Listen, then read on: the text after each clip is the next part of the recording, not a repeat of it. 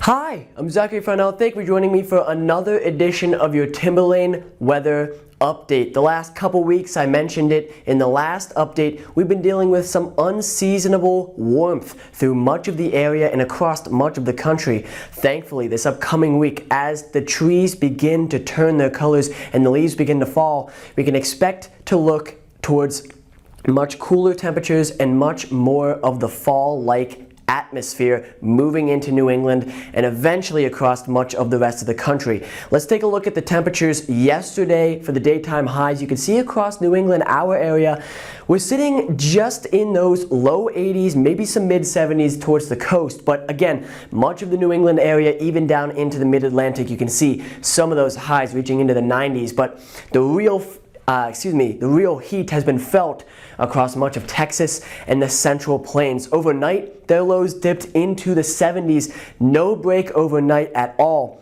And you can really see the cold front blasting across the plains. Out in front of it, this warmth continues to train across this area, and you can see the cyclone spinning up towards the north. That's a normal low pressure system, but behind it, some of this cool air is expected to move across the country. Didn't end up getting quite to them today. You can still see that cold front moving across the country, but behind it, some of the heat did begin to build in once again. For much of the plains, they're still dealing with those 90-degree temperatures. For us, we cooled off a little bit today from the mid-80s down towards the mid-70s. Much more seasonable for what we've been expecting and a sign of things to come in the future.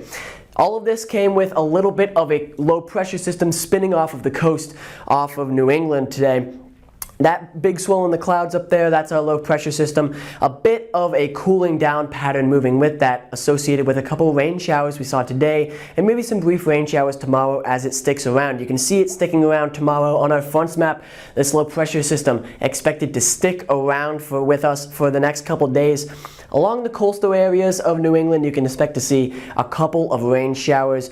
Pretty brief, nothing too serious, but we can continue to see that threat into now Saturday, where you just see that low pressure system persisting there. No movement to it at all. It just rides along that stationary front that it has out in front of it.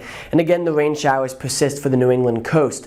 For much of the Central Plains, the high plains especially, we can expect to see some rain showers moving through on Saturday. That associated with a low pressure system we can see up in here, along with a higher one it's paired with to the north.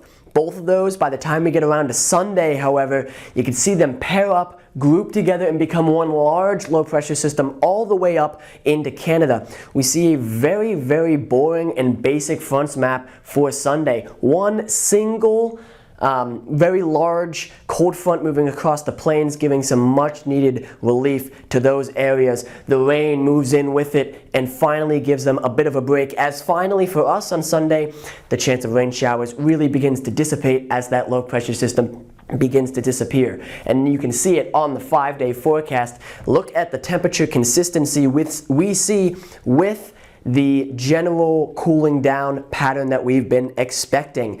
Again, some rain showers possible tomorrow, but especially on Saturday before we finally see some clearing out and general stability in the temperatures once again through next Tuesday. We do see a bit of a cool down as we get into our extended forecast.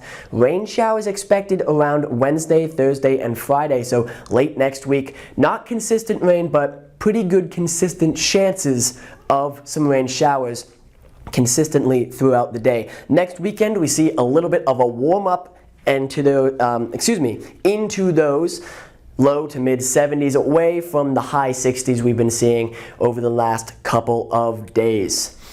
Thank you very much for joining me. I'm Zachary Farnell. We are monitoring a potential hurricane moving through the Gulf of Mexico right now. It's still marked as a 40% chance of development by the National Hurricane Center, but some models are picking up on a very good chance that if this thing does develop, it will be a strong hurricane moving into Texas, Louisiana, Alabama, Florida. Anywhere along the Gulf Coast needs to be aware of this system as we look through late next week into early the week after.